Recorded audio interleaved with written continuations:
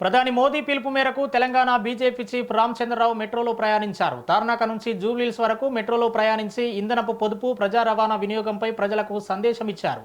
బాధ్యతాయుత నాయకత్వానికి ఆదర్శంగా నిలిచారు. ప్రజల మధ్య సాధారణ ప్రయాణికుడిలా మెట్రో ప్రయాణించి ప్రయాణికులతో మమేకమై ఆప్యాయంగా పలకరించారు.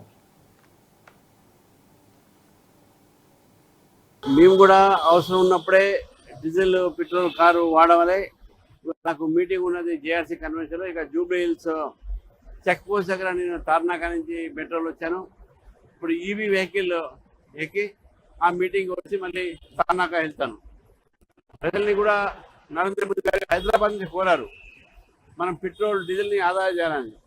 ఎక్కడైతే అవసరం ఉంటుందో తప్పదు, ఎక్కడైతే అవసరం ఉంటుందో పబ్లిక్ ట్రాన్స్పోర్ట్ వాడాలనేది చెప్పడం జరిగింది.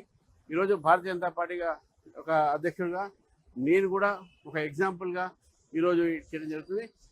మ్యాక్సిమం ఎంత వీలుంటే అంత చేసే ప్రయత్నం నేను కూడా చేశాను. కార్యకర్తలు కూడా ఇదే పిలిపిస్తున్నాను, ప్రజలు కూడా పిలిపిస్తున్నాను. ప్రపంచం మొత్తంలో కూడా ధరలు ఇంతకుముందు ఎప్పుడో పెరిగినాయి.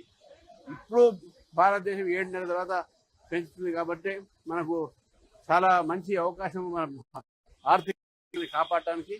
నరేంద్ర మోదీ గారి మాట విందాము, దీన్ని మనం పాటిస్తామని చెప్పేసి కూడా ప్రజల్ని కోరుతా ఉన్నాను.